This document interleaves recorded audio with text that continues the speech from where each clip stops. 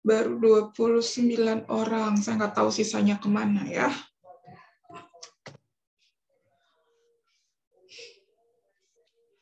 Oke, saya nggak akan nunggu yang lain. Saya akan mulai saja. Mungkin yang lain sudah paham gitu ya. Hari ini seperti biasa saya akan adakan review. Ini tuh review keberapa ya? Ketiga atau keempat ya? Saya lupa. Ketiga ya? Mungkin ketiga. Oke, review setelah UTS yang pertama. Berarti materi yang sudah kalian dapat itu kalau sampai sekarang ada tentang statistik order, lalu ada tentang distribusi rata-rata, dan pertemuan kemarin, minggu ini, itu distribusi NS kuadrat per sigma kuadrat. Kalau saya baca di forum, semakin tidak ada yang mengisi forum, gitu ya, mudah-mudahan memang sudah paham apa yang memang dijelaskan lewat video ataupun lewat modulnya. Kalau misalkan nanti hari ini memang pada paham, ya berarti kita tidak perlu adakan sesi review gitu ya. Tapi kalau misalkan ada yang kalian masih belum paham, silakan ditanyakan hari ini. Ya, silakan. Ada yang mau ditanyakan dulu? Kita coba bahas tentang statistik order. Buka lagi statistik ordernya. Kira-kira ada hal yang masih kalian bingung atau tidak?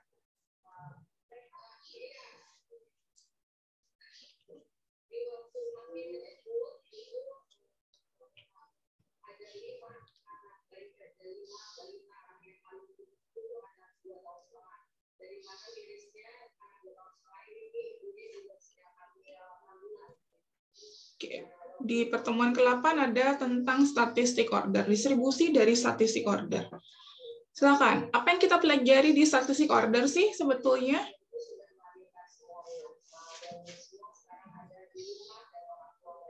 Urutan. Urutan, apanya yang diurutkan, Nadia?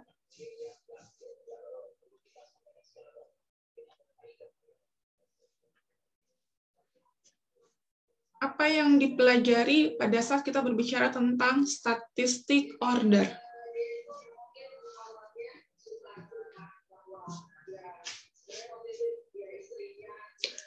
Yang mau jawab, silakan.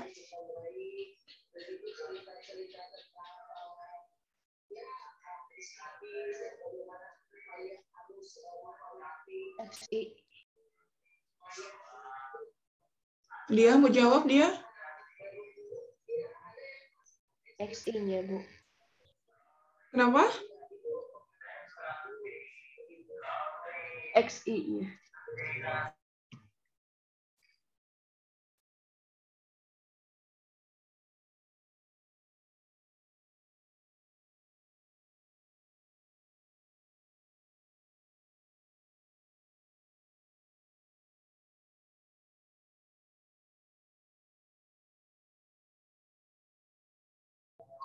XI-nya gimana?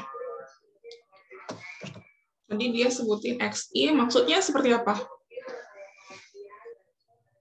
Jadi diurutkan dari yang terkecil.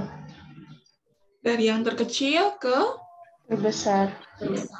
Ya, ketika kita berbicara statistik order, maka tadi Nadia bilang itu kaitannya adalah kita mengurutkan data sebenarnya ya. Kalau awalnya kita punya variabel acaknya, misalkan variabel acak X, variabel acak Y, dan seterusnya gitu ya. Tapi kalau kita berbicara statistik order, maka nanti datanya kita urutin. Ada order di situ. Order itu kan urutan ya, ada tingkatannya. Tingkatannya dari yang paling kecil ke yang paling besar. Ya, biasanya yang paling kecil itu indeksnya berarti 1 ya di sini. Kalau kalian perhatikan, ini 1 itu adalah indeks yang paling kecil, lalu N itu adalah indeks yang paling besar. Ya, ini kalau misalkan masih data ke-1, data kedua, data ketiga, dan seterusnya. Biasanya kalau sudah diurutkan, nanti simbolnya berubah jadi seperti ini ya. Bisa Y atau variabel yang lain, atau juga saya bisa tuliskannya untuk membedakan apakah dia sudah diurutkan atau belum. Ya. biasanya kalau misalkan saya juga tuliskannya dalam variabel yang sama, misalkan ada X lagi gitu ya, tapi bedanya nanti saya akan menuliskannya seperti ini. Ada X, saya kurungin X1, X2, X3. Ya. Jadi kalau dia sudah diurutkan, itu simbolnya biasanya, kalau kalian baca beberapa referensi, ada juga yang dalam kurung. X1 di sini, X1 awal dengan X1 di sini, nilainya sama atau beda? Kira-kira. Maknanya sama nggak? Berbeda, Bu. Beda, oke. Bedanya apa, Winda? Coba jelasin. Kalau misalnya yang di X1 pakai kurung itu yang udah diurutin. Jadi beda sama yang X1 di awal. Oke. Kalau X1 di awal ini maknanya apa? X1 di awal itu nilai X yang awal itu, Bu, yang belum diurutin, yang belum kita order. Ya. Kira-kira maknanya apa? Yang ini adalah data ke-1. Ini adalah data kedua, dan seterusnya. Ya, kalau sudah dikurungin, X1 ini adalah data yang paling kecil. Apakah data pertama selalu data paling kecil? Tentunya belum tentu. Ya, tapi kalau sudah dikurungin, ini sudah pasti X1 ini pasti nilainya lebih kecil dibanding dengan X2, lebih kecil dibanding dengan X3 dan seterusnya. Atau nanti ini ya, sifat ini pasti akan muncul kalau sudah diurutkan. Biasanya kapan kita perlu mengurutkan data? Coba. Kira-kira kalian pada saat kapan sih dibutuhkan kita harus ngurutin data?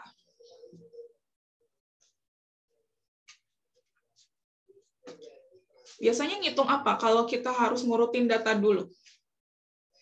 Contohnya.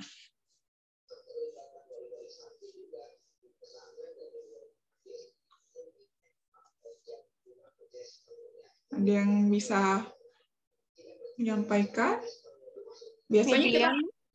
Median, betul. Kalau kita mau menghitung median, berarti biasanya kan datanya nggak bisa kita apa adanya sesuai dengan data yang awal ya. Harus kita urutkan dulu. Lalu nanti setelah diurutkan, kita cari titik tengahnya, nilai tengahnya berapa, nah itu yang kita sebut median.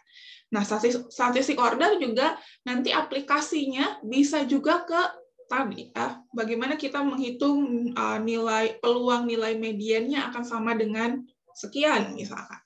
Nah, itu nanti aplikasi dari statistik order. Contohnya seperti itu. Artinya kalau misalkan kita mengurutkan data, berarti maknanya adalah akan ada data terkecil, akan ada data terbesar, dan data yang ada di tengah-tengahnya. Atau kalau biasanya di sini simbolnya K ya, data ke K. Yang mana K itu nilainya pasti lebih besar daripada 1, lebih kecil daripada N-nya atau ukuran sampelnya. Misalnya seperti itu ya. Nah, yang dibahas di statistik order adalah bagaimana kita bisa mencari distribusi dari data-data yang sudah tadi kita urutkan. Jadi kalau di sini ada 3 fungsi ya yang harus kalian pahami waktu itu. Kalau saya kasih resumnya, maka nanti kalian harus mencari fungsi densitas untuk statistik order pertama. Kalau statistik order pertama berarti ini adalah nilai terkecil, ya. Lalu yang kedua adalah statistik order terakhir, artinya data terakhir, yang mana kalau sudah diurutkan, data terakhir itu adalah pasti nilai yang terbesar. Ya. Lalu yang ketiga yaitu ke K, artinya ada di tengah-tengahnya, ya, di tengah-tengah antara terkecil ke terbesar. K-nya bisa berapa? Bisa berapapun, K-nya sembarang. Yang penting tadi nilainya biasanya antara yang terkecil ke terbesar.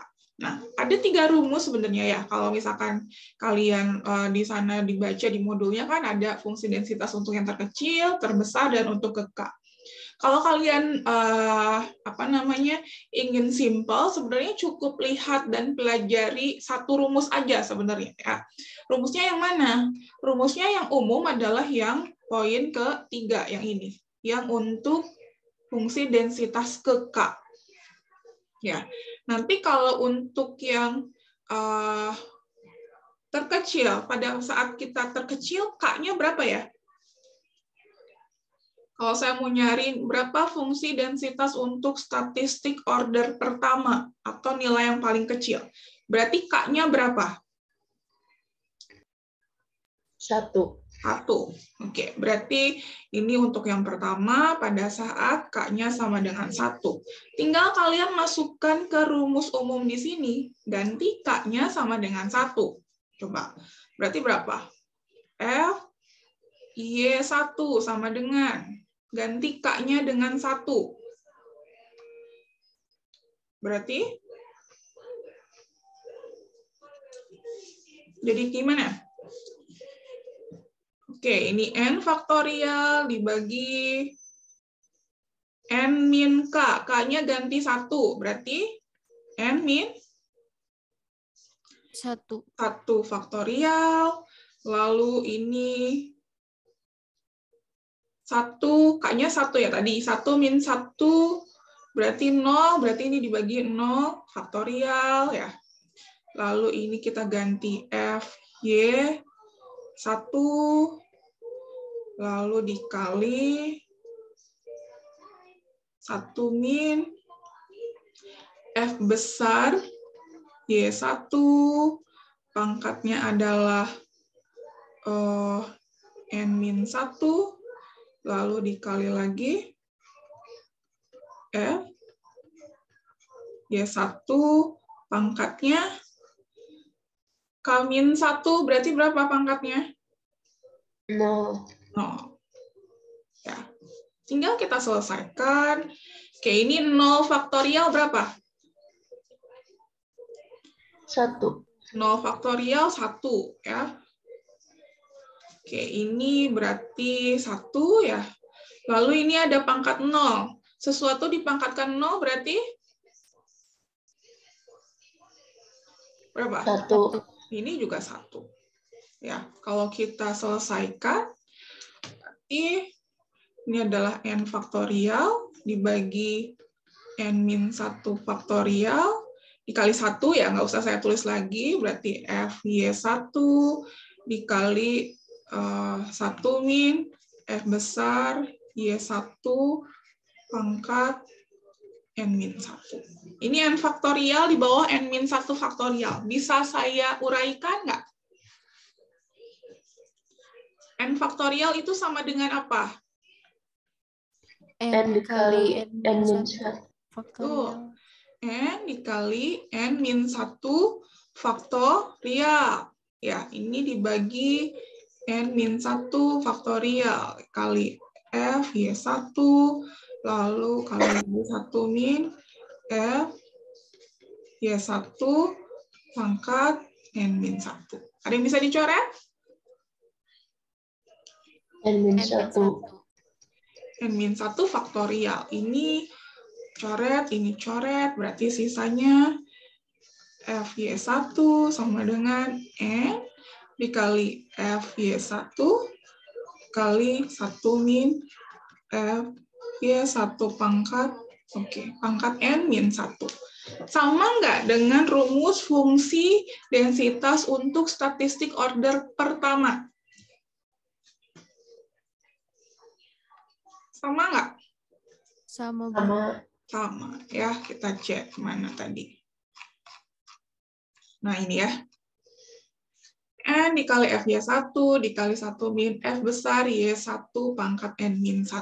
Jadi sama gitu ya. Jadi itu kalian nggak usah bingung kalau misalkan kok rumusnya banyak sekali Bu. Ya sebenarnya rumusnya 1 sih gitu ya. Rumusnya yang mana? Kalian bisa pakai yang ambil ini ya, yang umumnya aja, statistik order ke K nanti. Nah, pakai yang ini yang umum. Nah, lalu kalau misalkan mau mencari fungsi densitas dari statistik order terbesarnya atau yang ke N. Berarti ganti K-nya dengan N. N. Tuh. Kalau nanti diganti K-nya dengan N, berarti gimana? Ini menjadi N-K, berarti kan N-N ya. Ini jadi 0, lalu ini jadi N-1, lalu ini pangkatnya N-K jadi 0 ya. Berarti ini nanti habis. Atau 1 ya. Sesuatu dipangkatin 0 pasti 1. Berarti nanti N dikali FYK dikali F besar YK pangkat N-1. Ya, jadi sebenarnya simple. Rumusnya tinggal kalian lihat yang ini aja, yang statistik order ke K, yang itu berlaku umum. Tinggal nanti kalian otak-atik K-nya sama dengan berapa. Ya. Nah, hati-hati dalam proses mencari fungsi densitas di sini, ada F kecil, ada F besar. Apa ya bedanya F kecil dan F besar? Apa? Di sini ada F kecil, ini F kecil, ini F besar. Apa bedanya? Kalau F besar distribusi. Kalau F kecil densitas. Tuh, fungsi distribusi ada fungsi densitas. Bagaimana mencari fungsi distribusi? Kalau ini fungsi densitas kita dapetin dari mana? Fungsi densitas. Biasanya itu kita sudah ketahui ya, ada pasti diketahui di soal atau kita udah tahu distribusinya apa. Kalau sudah tahu distribusinya apa, pasti kita juga tahu fungsi densitasnya itu kayak gimana. Ya, yang biasanya belum tahu adalah fungsi distribusi yang besarnya nih, F besarnya. Kira-kira bagaimana cara mencari F besarnya atau fungsi distribusinya? Integral dari fungsi densitasnya. Integral dari fungsi densitas. Hati-hati, ada batasnya. Namanya fungsi distribusi. Berarti, kalau saya mencari misalkan ini adalah F besar Y1, berarti itu sama dengan apa ya?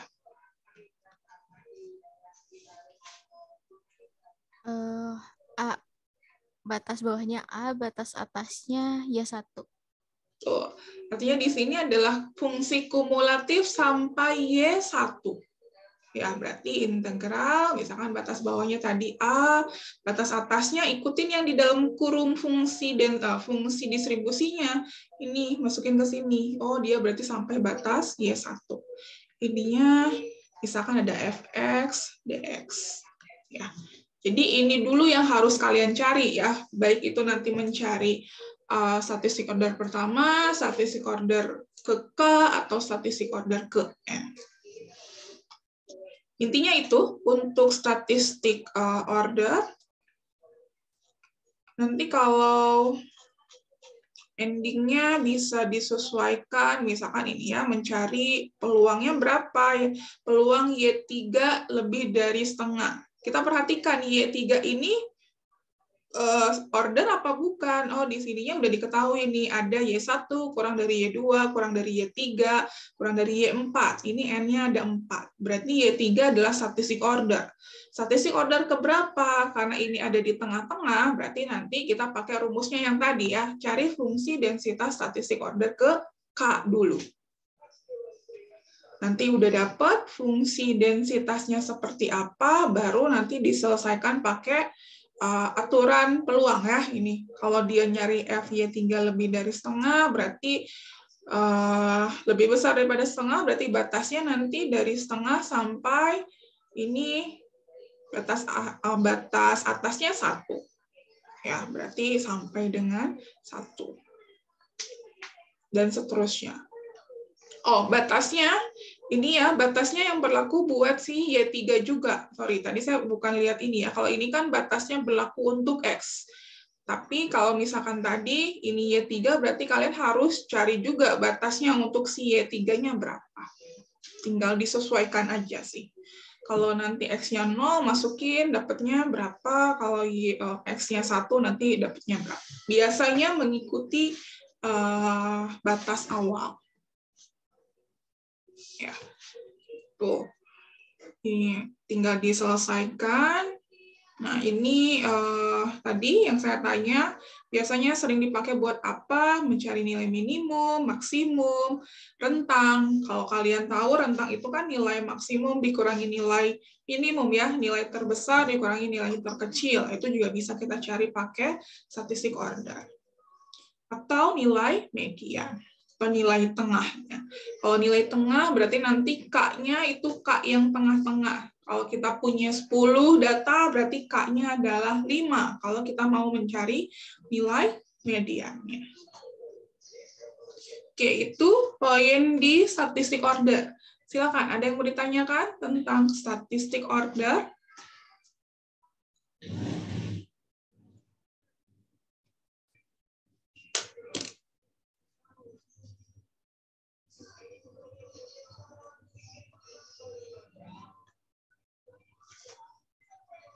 Ada yang mau ditanyakan tentang statistik order?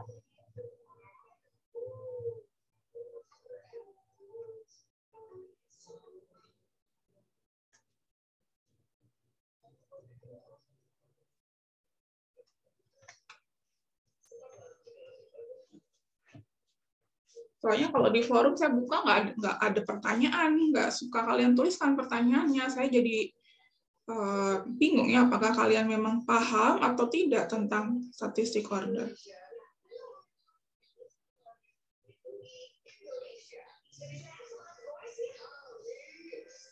Ini pasti juga nggak ada ya.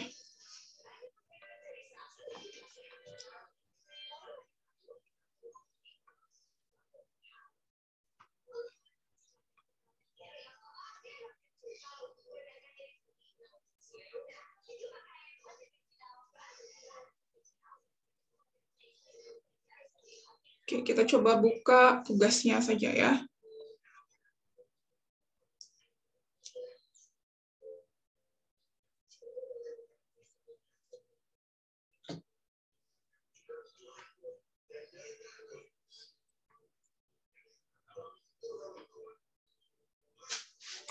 Oke, tugasnya di sini ada sebuah komponen elektronik, dia punya fungsi densitasnya adalah seperti ini, 1/100, E pangkat min Y per 100, lalu kalian diminta untuk mencari Fx dan F, satu lagi. Oh, sama ya, dua-duanya X ya, cuman yang satu adalah nilai terkecil, yang kedua adalah nilai terbesar. Di sini Y-nya itu N-nya 2 ya, kalau saya nggak salah.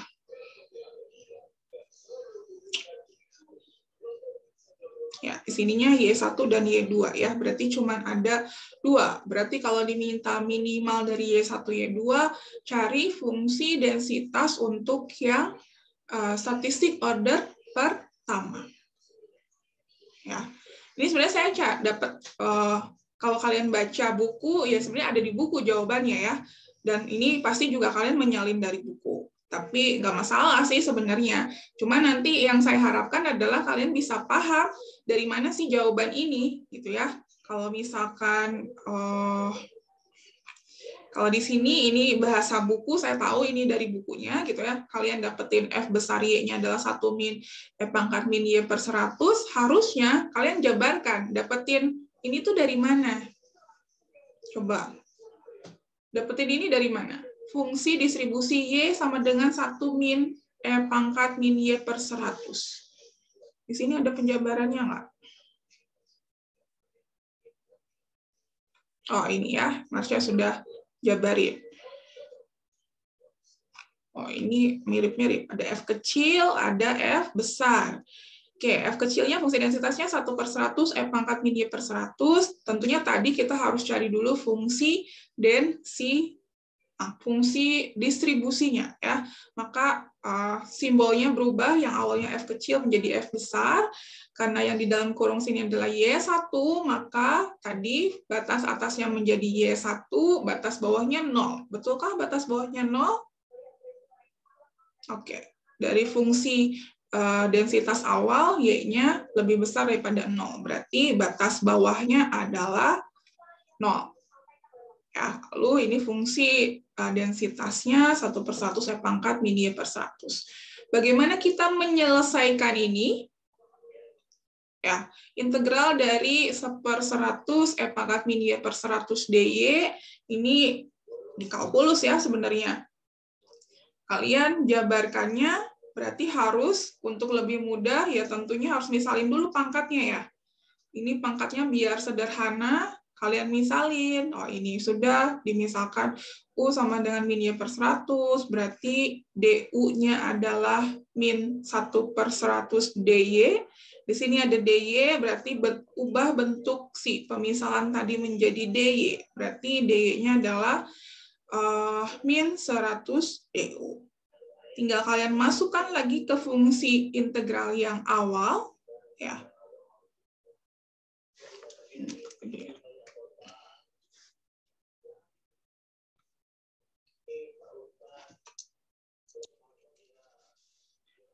Pemisalan ini dimasukin ke sini lagi, ya sehingga 1/100 integral 0 sampai Y1 E pangkat U min 100 du. Sekarang dy-nya ganti dengan ini, ya.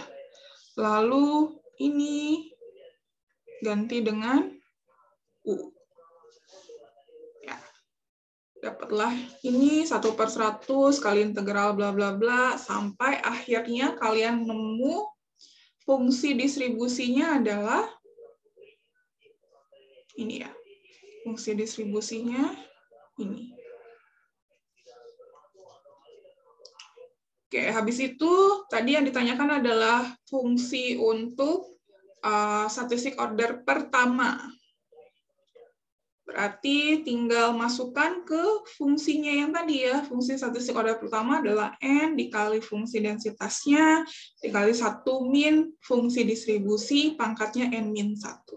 Karena N-nya cuma 2, berarti ini 2 min 1 ya pangkat 1. Ya, ini 2, ini fungsi densitas yang tadi, kali 1 min fungsi distribusi, pangkatnya 1. Diselesaikan, dapatlah fungsi densitas statistik order pertama. Nah, tapi ini ada yang kurang ya, batas-batasnya belum ada nih batas-batasnya. Batas-batasnya kalau ngikutin yang tadi ya harusnya kalian tuliskan batas-batasnya adalah Y1-nya lebih besar sama dengan atau lebih besar daripada 0. Ini. Ya, lebih besar daripada 0. Jadi harus lengkap. Kalau menuliskan fungsi itu lengkapi dengan batas-batasnya, karena itu juga jadi petunjuk buat nanti kita ke depannya kalau misalkan ditanya berapa peluang Y1-nya lebih besar daripada 50, misalkan ya, berarti nanti kalian tinggal cari saja. Misalkan yang ditanyain lagi berikutnya adalah, nanti saya kasih soal tambahan, misalkan ya, berapa peluang Y1-nya lebih dari misalkan 100, misalkan. Ya, karena kita udah dapat fungsi densitasnya, berarti tinggal kita integralkan ininya dari 100 sampai hingga, misalkan karena tadi batas atasnya nggak ada ya, tinggal dikali fungsi densitas yang pertama, dy1. Nggak kalian hitung. Nah, kalau nggak ada batas-batasnya, ini nggak ada batas-batas ini, nanti kalian bingung menentukan si batas-batas integralnya kalau ditanyain nilai peluang ke depannya. Oke, bisa dipahami tentang ini? Gampang ya? Kalau yang kedua juga sama, soal yang kedua karena berbicara tentang sekarang itu nilai maksimal dan ini Y1 dan Y2 ya, berarti nilai maksimalnya ya berarti ada di Y2. Berarti cari statistik order untuk nilai yang paling besar atau nilai ke K, ke N ya, ke N. Sama seperti tadi, tinggal masukkan saja ke rumus fungsi densitas untuk statistik order yang maksimalnya, dan selesaikan. Kayaknya kalau fungsi distribusinya sama, fungsi densitasnya sama, hanya beda memasukkan ke rumus fungsi densitas Y2-nya. Ya. Didapatlah ini ya, yang ini. Oke. Jadi sudah bisa. Jadi walaupun sebenarnya jawabannya ada di buku, harapan saya adalah kalian tidak hanya menyalin apa yang di buku ya, tapi bisa menjabarkan juga. Sehingga itu menjadi paham, ini dapatnya dari mana ya. Karena kalau di buku biasanya cuman langsung ke hasil akhir atau garis besarnya seperti apa.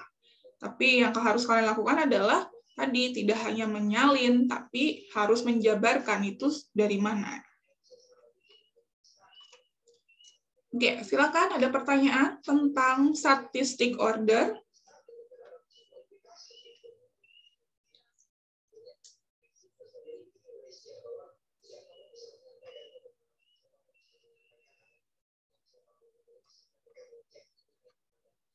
Bisa dipahami materi statistik order? Insya Allah bisa, Ibu. Jadi nanti kalau ketemu statistik order, lihat dulu N-nya ada berapa, ya nanti yang ditanyain itu statistik order keberapa, baru itu masukkan ke rumusnya. Kalau nanti ditanyakan lebih lanjut fungsi densitasnya, ya tinggal masukkan ke rumus. Kalau ditanya berapa peluangnya, ketika nilai statistik ordernya misalkan lebih besar atau lebih kecil dari nilai sesuatu, maka ya tinggal pakai aturan peluang ya, yang udah kalian pelajari juga. Itu tentang statistik order. Lalu materi berikutnya itu adalah distribusi dari rata-rata. Ya, ini atau istilahnya adalah distribusi sampling. Distribusi sampling dari statistik ya. Ini kan X bar itu statistik, bukan parameter. Kalau parameter simbolnya mu ya. Kalau ini adalah kita mencari distribusi sampling dari siapa? Dari X bar atau dari rata-rata. Artinya ini tuh rata-rata buat siapa? Buat populasi atau buat sampel?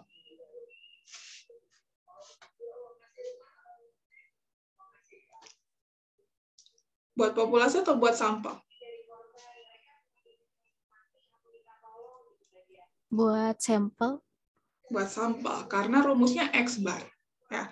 Kalau rata-rata populasi, simbolnya apa? Mu bukan, Bu. Mu. Ya, betul. Walaupun sama-sama rata-rata, tapi kalian harus tahu dulu, dia rata-ratanya kita ambil dari siapa? Dari populasi atau dari sampel? Karena itu dua hal yang berbeda ya. Nilainya mungkin saja berbeda antara mu dan sampel. Nah, yang sekarang dipelajari di sini adalah bagaimana kita mencari distribusi dari rata-rata X bar, artinya dari sampel ya, dari X bar. Kalau misalkan kita tahu bahwa misalkan ada X berdistribusi normal dengan rata-rata mu dan variansnya sigma kuadrat, nah yang disebut rata-rata populasi adalah yang ini, yang mu-nya. Ya, populasinya rata-ratanya mu, lalu kita disuruh mencari kalau populasinya itu normal, berarti nanti X bar-nya distribusinya apa ya? Atau biasanya tadi saya bilang istilahnya adalah distribusi sampling. Kalau misalkan kalian baca ya di bukunya, ini berbicara tentang distribusi sampling. Nah, ini sebenarnya sudah dibahas ya, bagaimana mendapatkan dari fungsi densitas menjadi fungsi pembangkit momen, dan harusnya juga kalian sudah hafal ya, ini karena sudah sering diulang-ulang. Kalau dia normal, maka bentuk fungsi pembangkit momennya adalah E pangkat mu T plus setengah sigma kuadrat T kuadrat. Ini penjabarannya sudah dijelaskan ya. Nah, sekarang yang mau kita cari adalah bukan lagi si X-nya. Ya, bukan lagi variabelnya bukan X, tapi udah berubah. Kita mau cari variabelnya sekarang X bar. Ya, yang mana kalau kita tahu bahwa bagaimana mencari rumus X bar sih sebenarnya? Yang biasanya kalian tahu, X bar itu rumusnya apa? Biasanya mah Bu X1 plus X2 sampai Xn dibagi banyaknya data. Betul. X bar sama dengan sigma XI per N ya. Ini rumus yang kalian udah pelajari dari zaman SMA ya. X bar sama dengan sigma XI per N. Datanya kita jumlahkan, lalu nanti dibagi dengan ukuran sampel. Ya, itu yang umumnya. Nah, sekarang yang mau kita cari bukan hanya mencari berapa nilai X bar-nya, tapi kita mau mencari distribusi dari X bar-nya. Sebaran data X bar-nya. Itu yang jadi poin utama di bahasan sekarang, sebenarnya di bahasan modul di sini. Oke, kalau di sini, kalau dijabarkan, oke, ini contoh yang sederhana. Kalau misalkan saya punya X-nya adalah 2, ya di sini ada X1-nya berdistribusi normal, X2-nya distribusi normal. Berarti tadi Winda sebut bahwa X bar itu berarti kan X1 ditambah X2 dibagi N ya. Itu. Nah, sebenarnya penjabarannya itu pakai yang sudah kita pelajari di pertemuan keberapa ya, tentang mencari distribusi dari peubah acak X. Ya, ini bahasan tentang bagaimana kita mencari distribusi dari peubah acak X. Kalau misalkan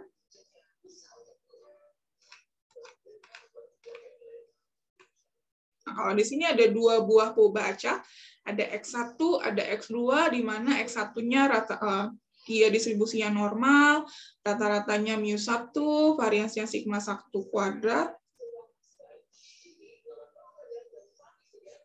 X2-nya normal juga, rata-ratanya mu2, variansinya sigma 2 kuadrat. X1 dan X2 saling bebas, artinya kalau dia saling bebas, rho-nya sama dengan 1 ya. Rho-nya 0 ya, kalau saling bebas. Ini pada saat kita berbicara tentang, waktu itu ada normal bivariat. Masih ingat materi sebelum UTS ya? Ada distribusi normal bivariat. Nah, kalau X1, X2-nya saling bebas. Maka kita suruh mencari distribusi dari U, yang mana U-nya adalah X bar. Berarti U-nya adalah X1 ditambah X2 dibagi N-nya adalah 2 ya. Tadi, kalau X bar sigma XI per N. Sekarang ini berarti ada X1, ada X2.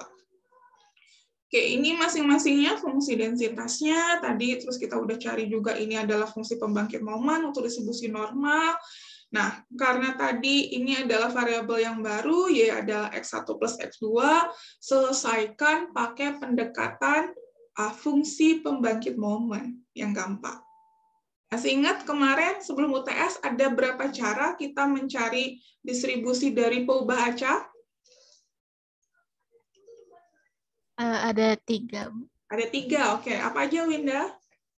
Itu yang pertama tuh fungsi distribusi, yang kedua tuh transformasi, yang ketiga tuh pakai fungsi pembangkit momen. Betul. Ya. Nah, si bahasan itu kita pakai di sini. Bagaimana kita mencari fungsi distribusi dari peubah acak yang baru. Ya, kalau awalnya X1, X2, lalu sekarang kita punya peubah acak baru, yaitu peubah acak Y, yang mana Y ini adalah X1 ditambah X2.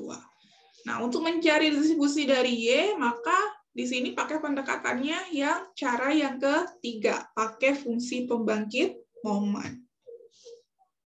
Nah, tinggal dimasukkan masing-masing fungsi pembangkit momen untuk tadi X1 dan X2, lalu dijabarkan, ya nanti lalu pakai sifat eksponen, mana yang sama kita gabungkan, gitu ya, mana yang, nah ini yang sejenis, mu sama mu, oh ini saya gabungkan, sigma kuadrat sama sigma kuadrat saya gabungkan, lalu nanti saya bisa kelompokkan, ya, menjadi seperti ini.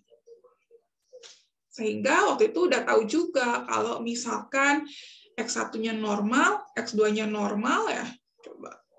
Ada yang masih ingat nggak? Kalau misalkan ini kan tadi X1-nya normal, X2-nya normal ya. Y-nya adalah X1 plus X2. Berarti Y-nya distribusinya apa?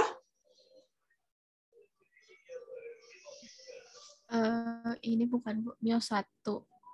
ditambah mu 2, terus sigma-nya juga sama, sigma 1 tambah sigma 2. Ya, tuh. Jadi Y-nya juga distribusinya normal, cuman beda di mu sama variasnya ya. Mu-nya adalah, ini adalah mu1 ditambah mu2, variasnya juga sama, sigma kuadrat, sigma 1 kuadrat ditambah sigma 2 kuadrat.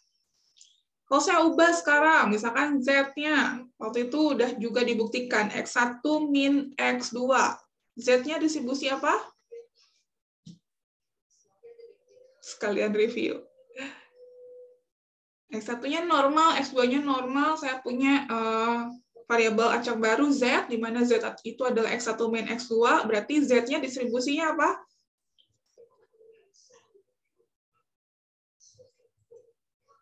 Ayo, baru kemarin sebelum UTS. mu1 kurang mu2 sama sigma 1 kuadrat tambah sigma 2 kuadrat. Ya, Z-nya sama-sama distribusi normal. Beda ini adalah ada beda di nilai rata-ratanya ya. Sekarang rata-ratanya adalah mu1 min mu2, tapi variasinya sama, ingat ya. Jangan variasinya beda, ini sigma 1 kuadrat plus sigma 2 kuadrat. Pembuktiannya sudah ada, waktu itu sudah kita lakukan. Nah, ini si dasar-dasar ini kita pakai sekarang. Ya. Berarti ini karena X1 plus X2, berarti ini juga sama-sama distribusi normal ya, dengan rata-ratanya mu1 plus mu2, variasinya sigma 1 kuadrat ditambah sigma 2 kuadrat. Nah, karena tadi yang mau kita cari adalah X bar, di mana X bar itu tadi adalah sigma Xi per N. Nah, kalau di sini kan cuma ada dua ya, X1 dan X2. Berarti X bar itu sama dengan Y per 2. Yang mana Y-nya kan tadi X1 plus X2 ya. Per 2. Ini menjadi X bar kita. Lalu masukkan lagi ke fungsi pembangkit momennya. Ya, kalau tadi nah ini.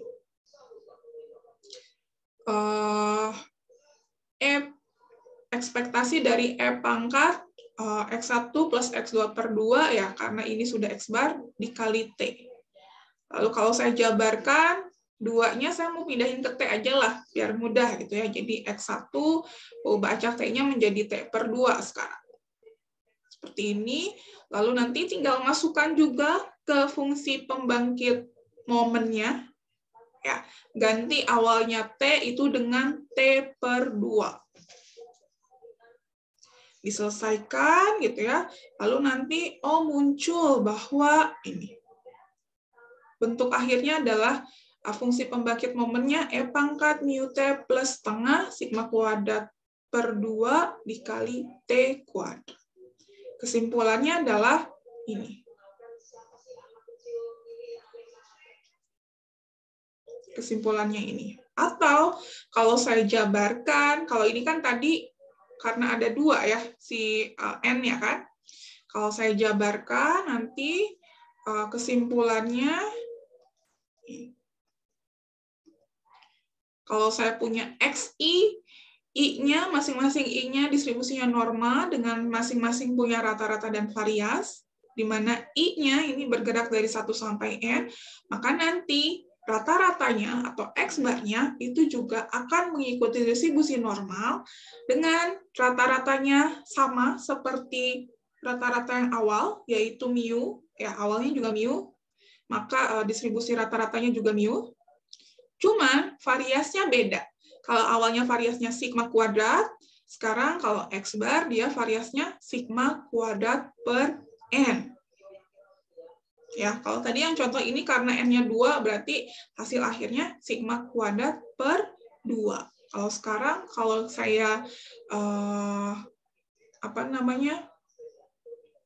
ini pakai aturan yang umum gitu ya, N-nya saya nggak tentukan berapa, misalkan di sini N saja, maka variasinya adalah sigma kuadrat per N. Nah, ini yang nanti akan kalian pakai terus gitu ya, harus ingat X bar distribusinya normal juga, rata-ratanya mu, dan variasinya sigma kuadrat per N.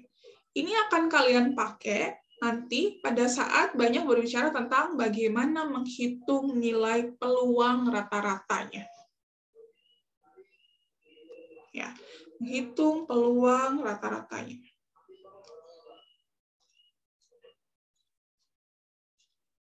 Oke, penjabarannya, nah ini ya sudah ada dijabarkan. Nah, biasanya nanti seperti yang di contoh soal, kalian harus menghitung berapa nilai peluang rata-rata X bar lebih besar daripada 6, dan seterusnya ya. Artinya bukan lagi variabel acaknya X yang di awal, tapi sekarang sudah berubah menjadi X bar.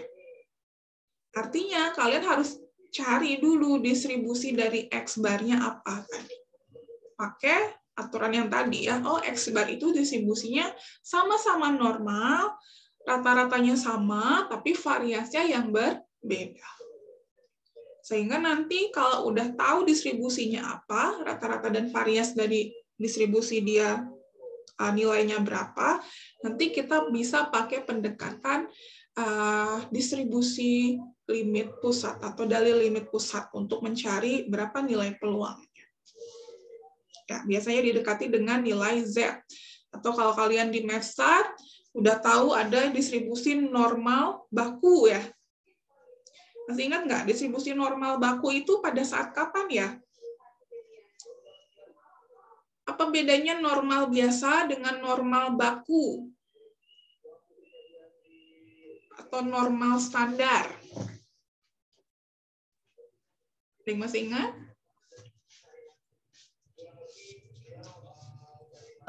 Kalau normal baku tuh rata-ratanya 0, variasinya 1 bukan, Bu? Betul. Kalau saya punya X, distribusinya normal biasa, dia punya rata-ratanya mu, variasinya sigma kuadrat, maka kalau saya punya misalkan itu adalah Z, ya ini adalah normal baku, dia pasti distribusinya normal, rata-ratanya ini selalu khusus ya. Kalau normal baku atau normal standar, yang ada tabel Z, biasanya ya, kalau di tabel-tabel, biasanya kalian buka tabel Z, itu adalah ketika pada rata-ratanya nilainya 0, variansnya 1. Ya, ini menjadi keyword-nya, atau biasanya beberapa distribusi didekati lewat distribusi normal baku pada saat kita mau mencari nilai peluangnya berapa. Ya. Maka ini juga sama ya, tadi kalau misalkan kayak ini ada X bar, dia distribusinya juga normal, rata-ratanya sama, mu sesuai dengan rata-rata awal, lalu variasi yang berbeda, sigma kuadrat per n. Ya. Nah, yang berikutnya adalah seperti apa kita mendekati distribusi normal X bar yang tadi ke distribusi baku. Distribusi normal baku ya.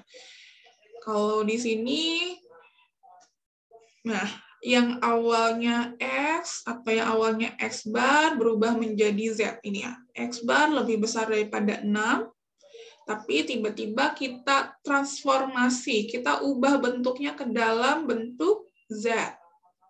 Gimana caranya? Dari yang X bar tiba-tiba berubah menjadi Z. Gimana caranya?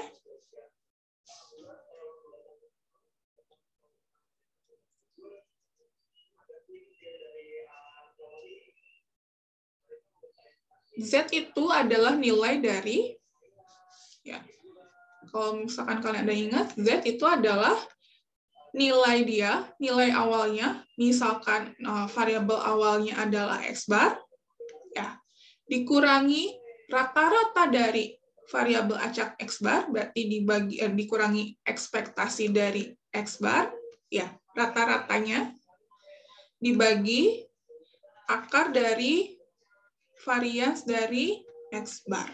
Maka muncullah ini nih. 6 dapat dari mana? Oh, 6 sesuai dengan yang ditanyain ya kan?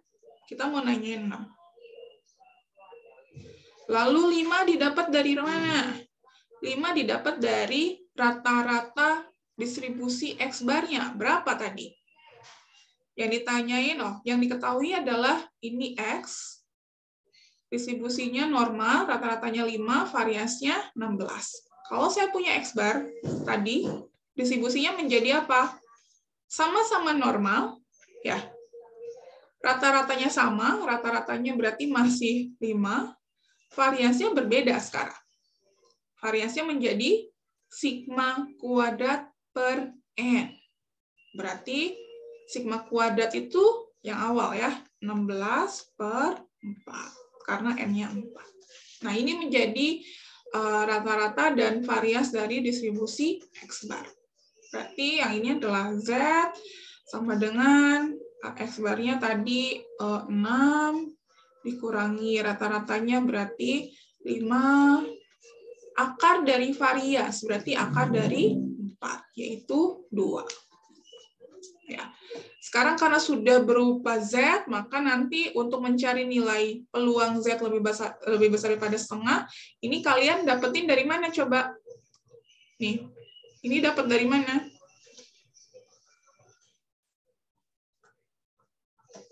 Tabel nomor Tabel.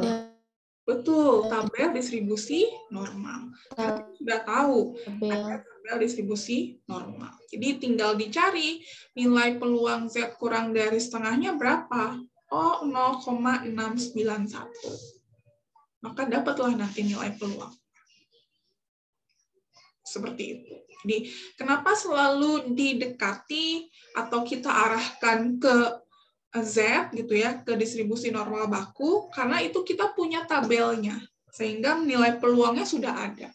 Ya, jadi nanti tinggal kita dekati dari nilai peluang yang ada di tabel. Seperti itu. Apakah ada pertanyaan tentang ini?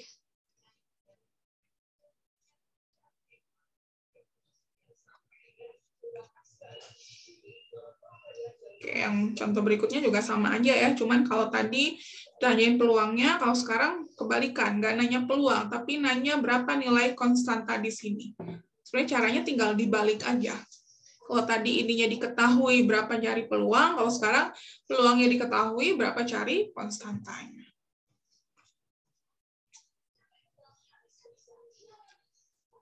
Silakan, ada pertanyaan? Nadia, mau nanya Nadia?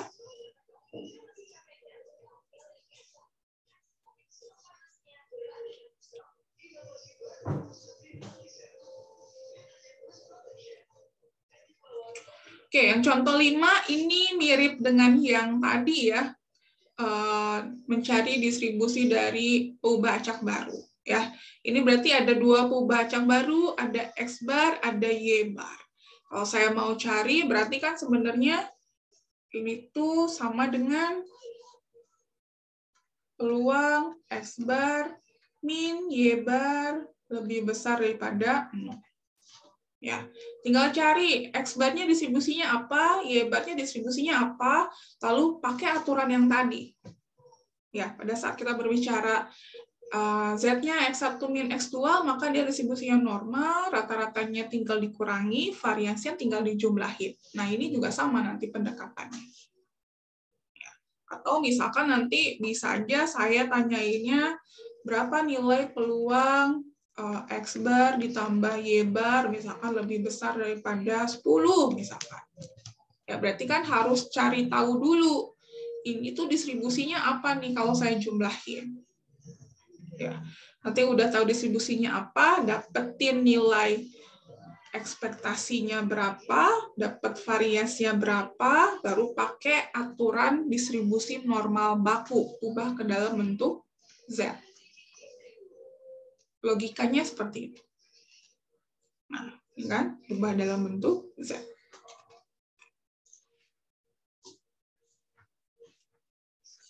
Silakan, ada yang mau tanyakan terkait ini? Materi yang kedua, distribusi rata-rata atau X bar atau distribusi sampling.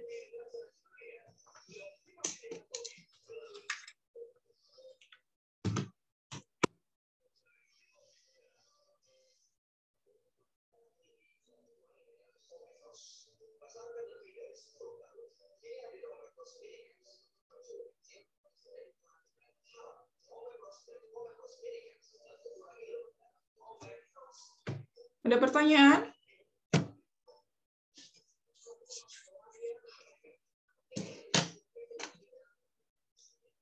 Bisa dipahami penjelasannya?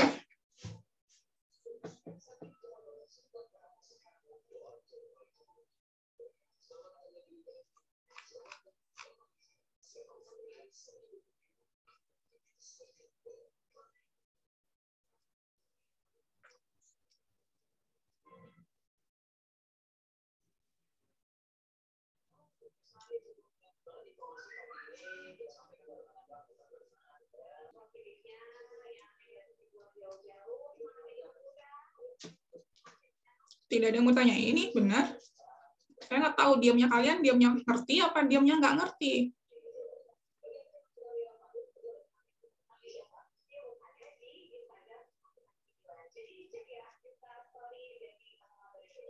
Belum ada yang ditanya nih, Bu.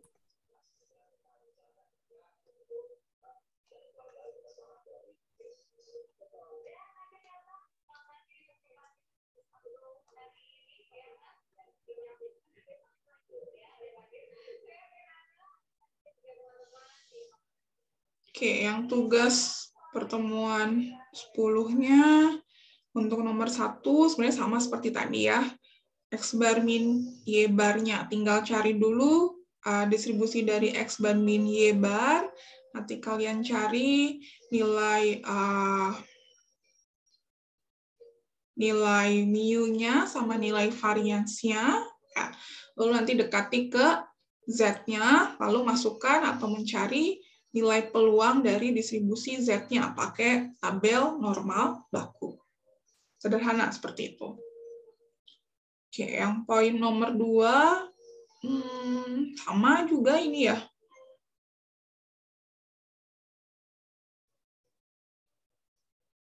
Ya, ini malah lebih mudah. Ini cuma satu variabel dari Y bar doang ya. Jadi tadi tinggal sesuaikan aja nilai mu-nya berapa, nilai variansnya berapa, lalu yang ditanyainnya dia nilai peluang berapa, masukkan ke nilai Z, lalu nanti cari nilai Z-nya, dapat nilai Z-nya berapa ini? Min 0,9 sampai 0,9, lalu cari dari distribusi normal, dari tabel normal. Ya. Yang terakhir ini, ini kebalikannya ya. Kalau yang terakhir udah tahu peluangnya berapa, lalu dicari N-nya berapa. Sama seperti yang di modul sebenarnya tadi ya. Ada juga tipikal soal seperti itu. Ya. Ini juga sama, ini ada di buku sebenarnya. Jadi tadi walaupun ada di buku, saya minta nanti kalian jabarkan sejelas mungkin ya. Misalkan dapetinnya dari mana, nilai rata-ratanya berapa, variasinya berapa, nanti itu harus dijabarkan selengkap mungkin. Jadi tidak hanya meng-copy paste apa yang dituliskan di bukunya.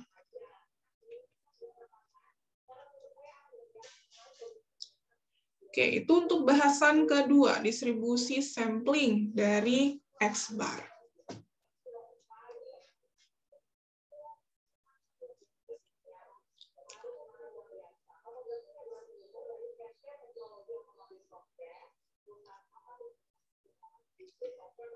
Ada pertanyaan?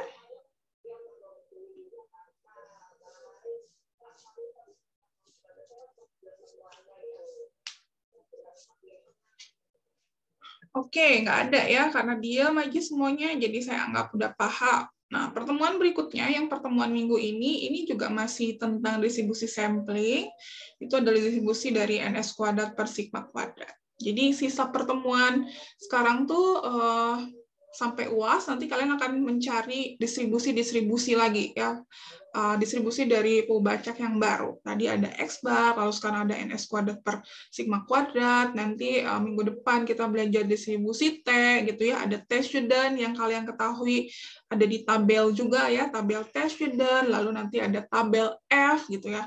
Nanti kita coba jabarkan distribusi-distribusi itu bagaimana untuk mendapatkan nilai ekspektasi dan variasinya atau nilai rata-rata dan variasinya. Ya. Kalau ini distribusi NS kuadrat per sigma kuadrat, penjabarannya sudah saya jelaskan juga. Nah, ini saya sengaja skip supaya kalian coba jabarkan kenapa hasil akhir ini menjadi yang ini. Ini jadi tugas kemarin ya. Saya nggak akan bahas sekarang karena ini masih tugas. Oke. Nah, endingnya adalah kalau kita punya NS kuadrat per sigma kuadrat, dia distribusinya adalah C kuadrat dengan derajat bebasnya adalah N-1.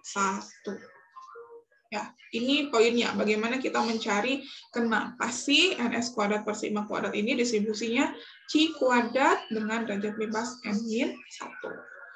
Lalu kalau misalkan mau tahu S doang, misalkan ya, distribusi S kuadratnya, ini juga udah dijabarin di sini ya, di yang paling terakhir. Kalau tadi NS kuadrat per sigma kuadrat, sekarang pengen tahu S kuadratnya doang, gitu ya. Dia akan mengikuti distribusi apa? Maka nanti dia akan mengikuti distribusi gamma.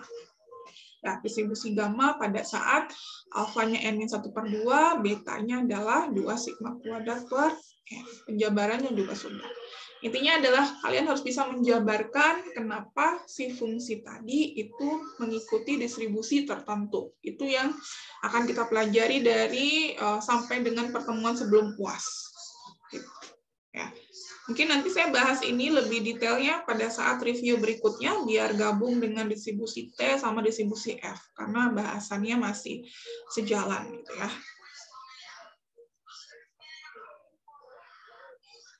Silakan, ada pertanyaan dulu sebelum saya tutup. Sini cuma 24 orang ya, padahal saya sudah meluangkan waktu buat kalian sebenarnya. Kalau misalkan nanti sekiranya udah paham, berarti nggak usah di-review, nggak apa-apa ya. Karena yang datangnya juga cuma 20 orang. Mudah-mudahan memang yang nggak datang memang sudah paham. Tapi saya menghargai yang sudah datang, yang ingin tahu lebih jelas, gitu ya, sehingga saya coba jelaskan seperti tadi. Sekali lagi ada pertanyaan tentang materi yang tadi, statistik order dengan distribusi sampling X-bar.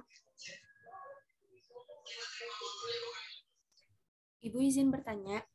Ya, Riana, silakan. Untuk yang di materi yang 10, Ibu, yang distribusi rata-rata, yang tadi mencari yang normal baku itu, Ibu, yang variansinya kenapa 2? Akar dari variansinya kenapa 2, Ibu? Bukannya di situ variansinya T16? Tadi yang ini ya?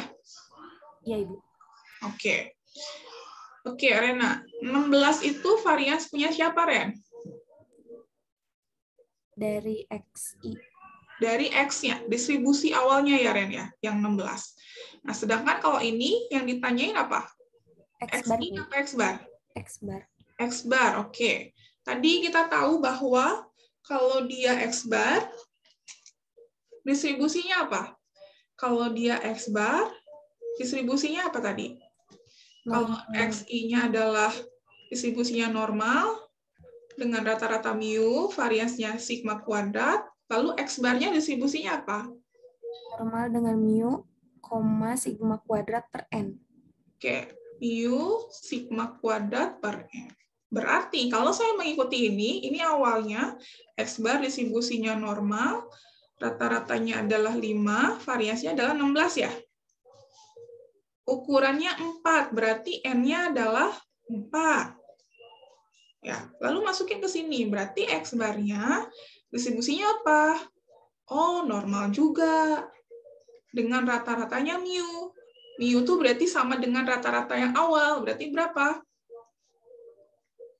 5 kan? Ya. Variasinya sigma kuadrat per N. Berarti berapa? Sigma kuadratnya berapa? 16. 16 dibagi N-nya berapa? 4. Ya. Berarti X-bar itu distribusinya normal dengan rata-ratanya 5, variasinya 16 per 4? 4. Ya, jadi ini yang awal pada saat dia XI, ini yang pada saat dia X-bar.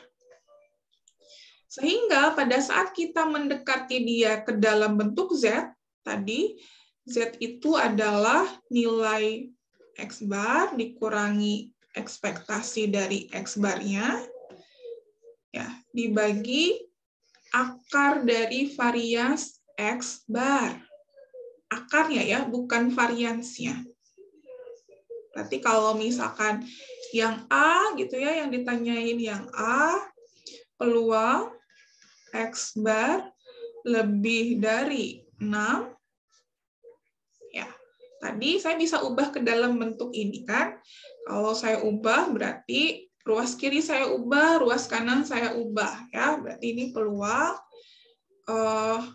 X bar min ekspektasi X bar dibagi akar dari varians X bar. Ya, ruas kiri saya ubah ke dalam bentuk ini. Ruas kanan juga dong ya, lebih besar daripada 6-nya saya tulis lagi. Berarti kalau ruas kiri saya kurangi ekspektasi X bar, ruas kanan juga harus saya perlakukan yang sama ya.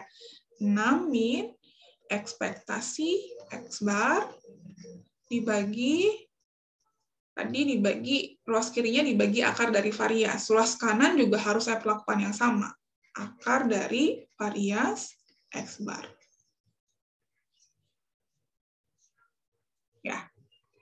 Berarti ini peluang. Tadi ini saya misalin dengan apa? Huruf apa? Atau variabel apa? Dengan Z. Z. Oke. Peluang Z lebih besar. 6-nya saya tulis lagi. Ekspektasi X bar itu yang mana? Rata-rata dari X bar. 5.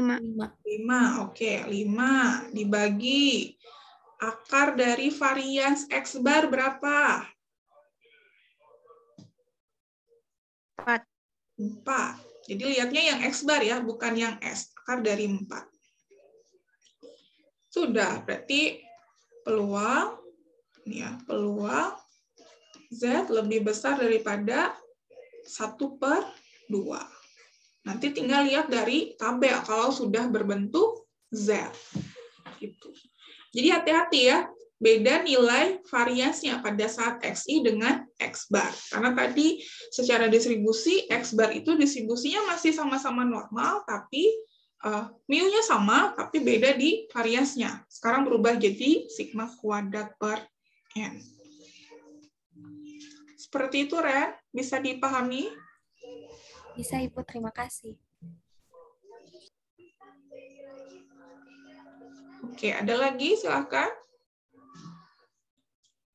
Kalau yang C sama D gimana? Sama aja ya, berarti nanti semuanya kalian harus dengan ini ya, tadi ubah bentuknya ke dalam bentuk Z. Kurangi ekspektasinya dibagi akar variansi. Berarti ruas kiri tadi dikurangi ekspektasi dibagi akar varias, ruas kanan juga dikurangi ekspektasi dibagi akar dari varias, tengah-tengahnya juga, karena nanti kita akan ubah ke dalam bentuk Z. Berarti harus dikurangi ekspektasi X bar-nya dibagi varians X bar. Sehingga nanti bentuknya Z kurang dari sekian lebih besar daripada sekian, bukan lagi X bar. Kenapa harus diubah ke dalam bentuk Z tadi ya? Alasannya adalah kalau misalkan tadi kalian nggak ubah ke dalam bentuk Z, misalkan masih dalam bentuk X bar, di mana X bar ini rata-ratanya 5 dan variasinya 4, ini nilai peluangnya nggak ada di tabel. Susah. Harus gimana? Harus kalian jabarin pakai si fungsi densitasnya yang 1/sigma akar 2 E pangkat, min setengah, X min mu per sigma gitu ya. Harus diintegralkan secara manual mencari peluangnya. Kan ribet ya, panjang sekali caranya kalau seperti itu.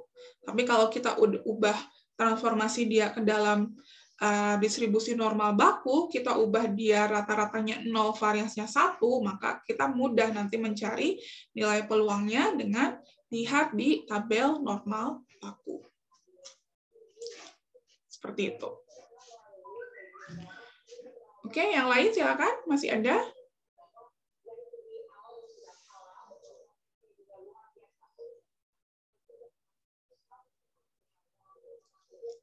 Tidak ada? Oke, kalau tidak ada berarti saya bisa akhiri review hari ini.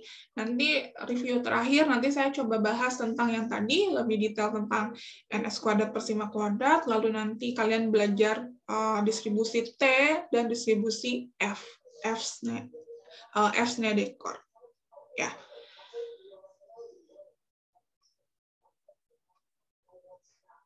Baik, kalau tidak ada pertanyaan, berarti saya akhiri pertemuan hari ini. Mudah-mudahan apa yang saya sampaikan bisa menjadi lebih paham dari kalian ya. Walaupun kemarin ya sebenarnya udah dikasih modul dan video, mudah-mudahan menjadi semakin mengerti apa yang dibahas di materi itu. Ya, saya akhiri pertemuan hari ini. Assalamualaikum warahmatullahi wabarakatuh.